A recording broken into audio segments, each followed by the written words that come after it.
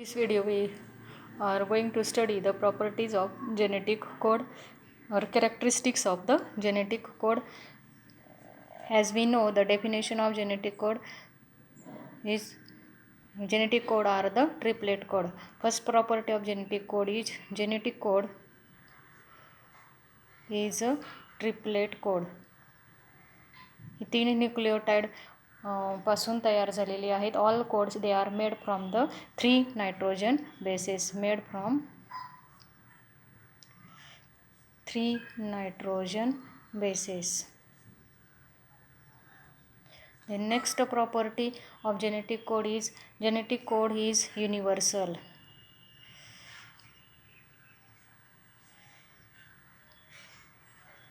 Genetic code is universal, that is from bacteria to human being. Bacteria to human बीइंगमध्ये म्हणजेच lower organisms, living organisms to the higher organism, genetic codes they are same. Codes are same. So they are called as the universal. Next is genetic codes are commaless. Code is commaless. Genetic कोडमध्ये कोणत्याही प्रकारचं punctuation नसतं किंवा genetic code they read continuously, स्वल्पविराममध्ये नसतो. Next AUG हा जो code आहे हॅज 2 फंक्शन्स. हे 2 फंक्शन्स आहेत. AUG is called as the initiation codon. Protein सिंथेसिसमधल्या हा इनिशिएशन कोडॉन आहे and it codes also the methionine. Methionine amino ॲसिडसाठी हा कोड करतो. नेक्स्ट कॅरेक्टरिस्टिक आहे genetic code is ॲम्बिजिनस.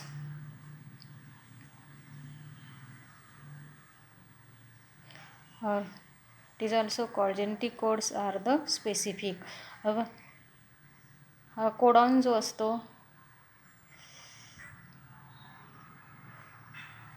Codes a particular amino acid. Particular amino ॲसिड्सलाच फक्त codon करतो.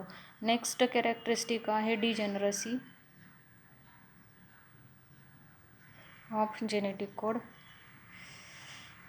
डिजेनरसी म्हणजे amino acid they can code by the more than 1 codons. Amino acid जे आहेत हे amino acid they can be coded by more than 1 amino acid. For example आपण बघू amino acid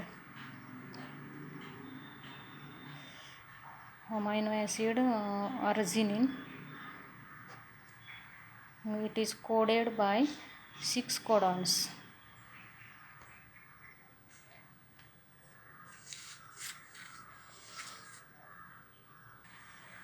Here we can see arginine CGU, CGC, CGA, CGG हे 4 genetic code झाले आणि इथं AGA, AGC, AGG हे 2, हे 4 आणि हे 2 6 अमायनो ॲसिड्स आहेत हे. आणि सॉरी हे 6 जेनेटिक कोड आहेत आणि हे अर्जिनिन 6 अर्जिनिन ह्याला कोडेड केलेलं आहे. Amino acid can be coded by more than 1 codons. म्हणजे हे अर्जिनिन अमायनो ॲसिड जे आहे ह्याला 6 कोडॉन्सनी कोड केलेलं आहे. पण इथं काही एक्सेप्शनल केसेस असतात किंवा there are the some exceptional cases in case of the आपण बघू शकतो एक्सेप्शन्स आहेत. तिथं मिथिओनाइन जे आहे किंवा मिथिओनाइन अमायनो ॲसिड जे आहे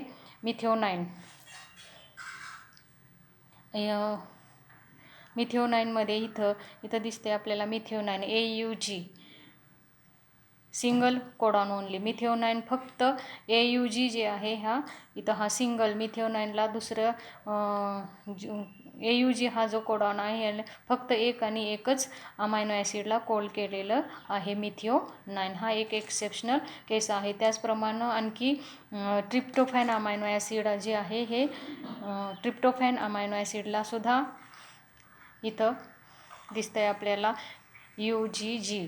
ट्रिप्टोफॅन जे आहे हे सुद्धा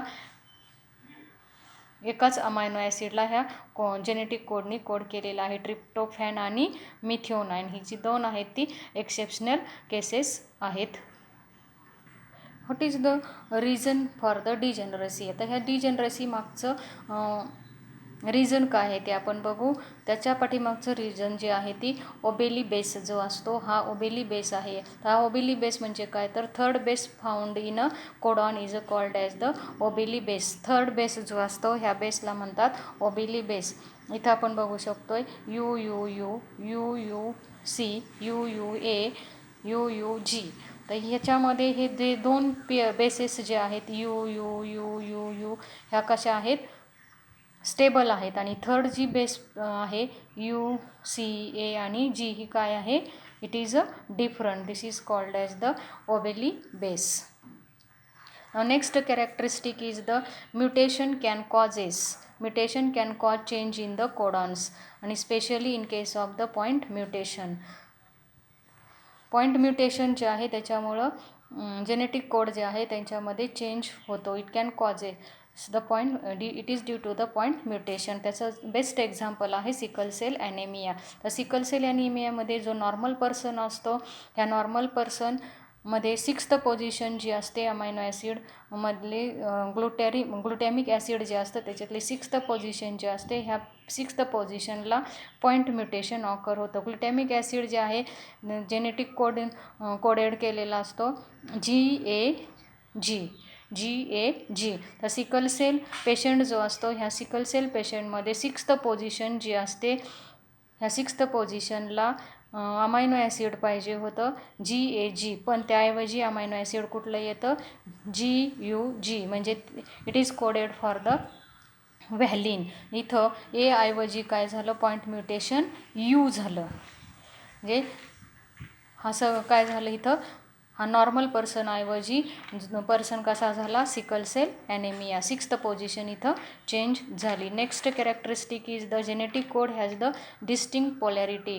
जेनेटिक कोडमध्ये डिस्टिंक्ट पोलॅरिटी असतात म्हणजे डायरेक्शन जे असतं त्यांचं ते डेफिनाईट डायरेक्शन असतं आणि ते नेहमी 5' into 3' याच डायरेक्शननी वाचले जातात. And not from the 3' to the 5' direction. Otherwise, what will happen? The message will get changed. In next video, we will see the translation process.